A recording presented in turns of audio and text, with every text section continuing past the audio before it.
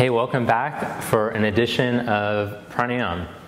So Pranayama is the regulation of energy in the body through the movement of the breath. So as we begin to study the movement of the breath, we can start to feel the connection of how energy flows in the body and how the breath affects the flow of the energy. So this is one of the limbs of yoga. There's 8 limbs in yoga. First we learn yama and niyama. Those are like the moral and ethical observances. Asana, which are practicing the postures, which you've been doing already.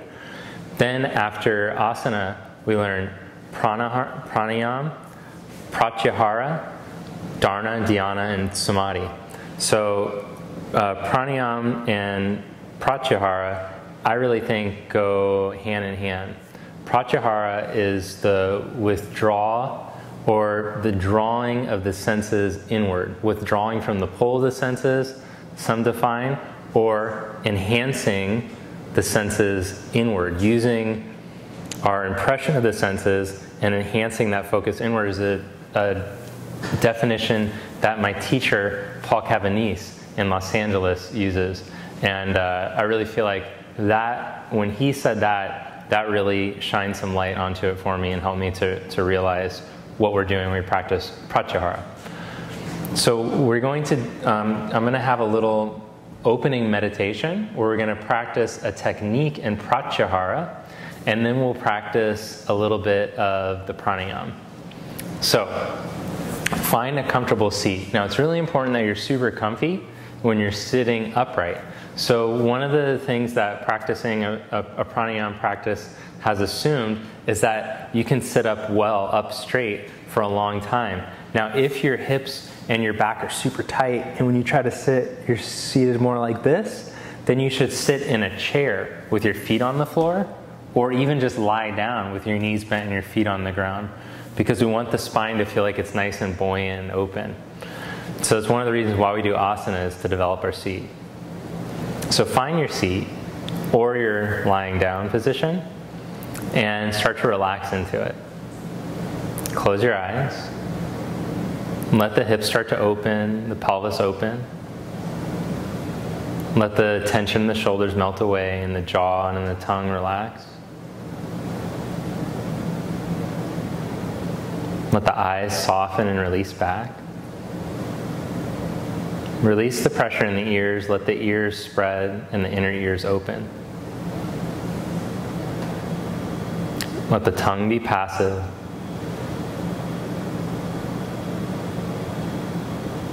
And then start to drop down and in into the body.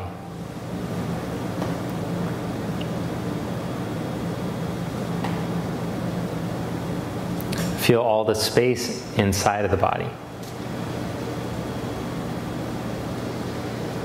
Notice the pulse, the vibrational quality in the body.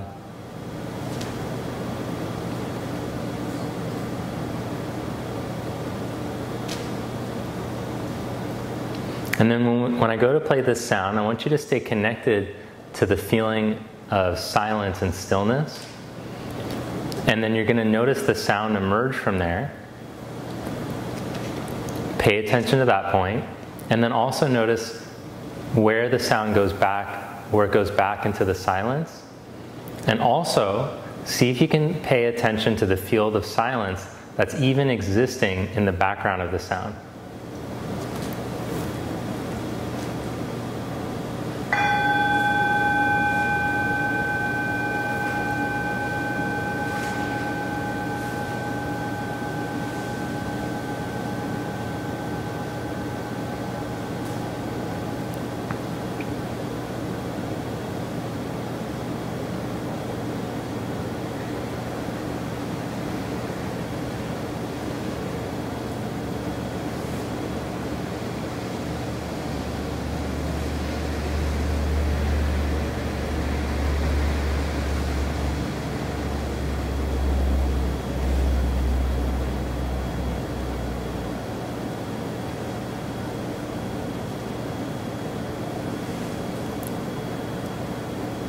So this is a great technique that we can use even when there's a pull on the senses.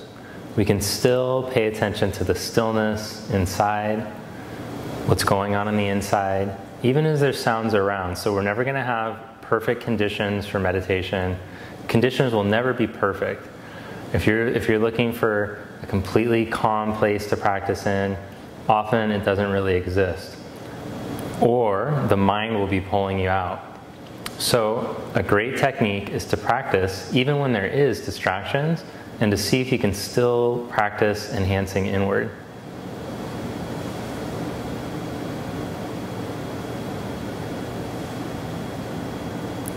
So now that we've taken some time to go into the body, I want you to pay attention to where it feels like your breath is expanding from.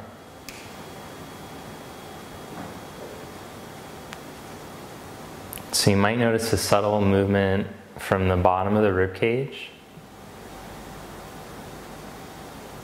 And you might notice as you breathe in that the rib cage can start to move out to the side and up.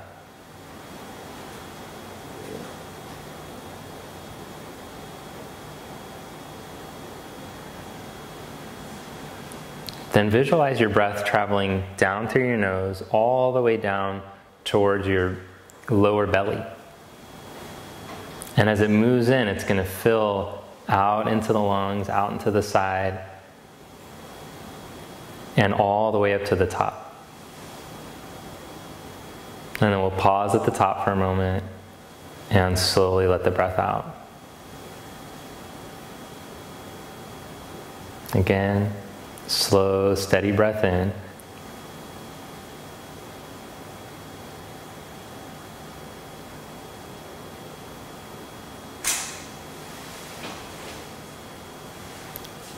Pause at the very top. And let it out. Now there shouldn't be any strain at all. So if you start to strain, you're going to decrease the sense of space. So stay calm so that there's space for the nerves to flow as you practice this slower, controlled, rhythmic breath.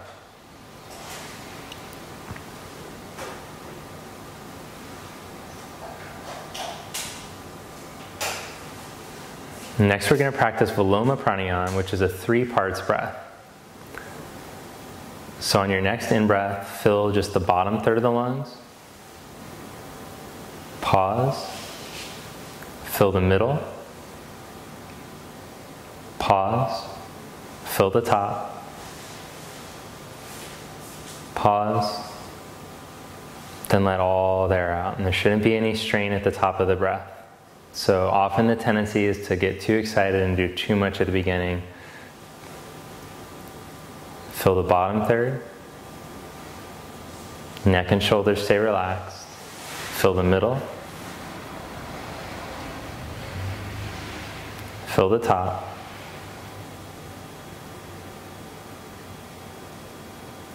And slowly let the breath out. One more round.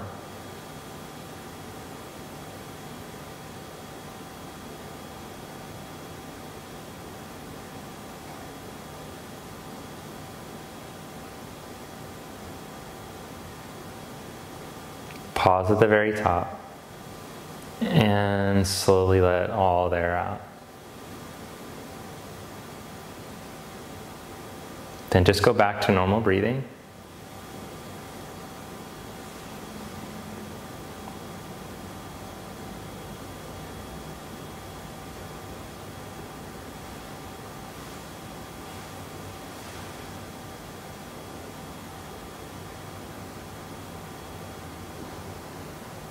Stay in your body.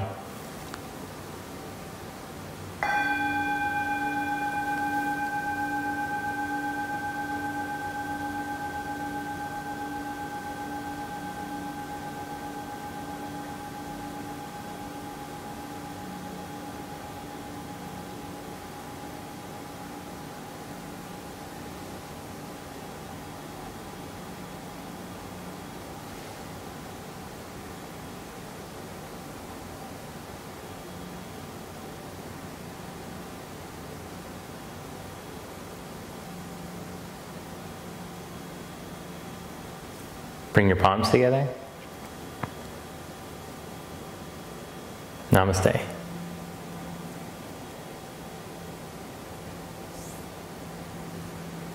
All right. So I recommend, as you practice this over the month, to work your way up over the next week to practicing 6 rounds, and then third week to practicing 9 rounds, and maybe in the last week of the month to practice working up to 12 rounds of that Viloma Pranayama. Of course, if you start to get stressed out, you feel any tension in your neck and your shoulders, or your nerves getting tweaked, then just cut off the amount that you're doing. Don't overdo. And this will start to make the lungs healthier and more elastic. So that's your pranayama for the month. I hope you enjoy, and keep practicing that so that I can start to teach you different techniques.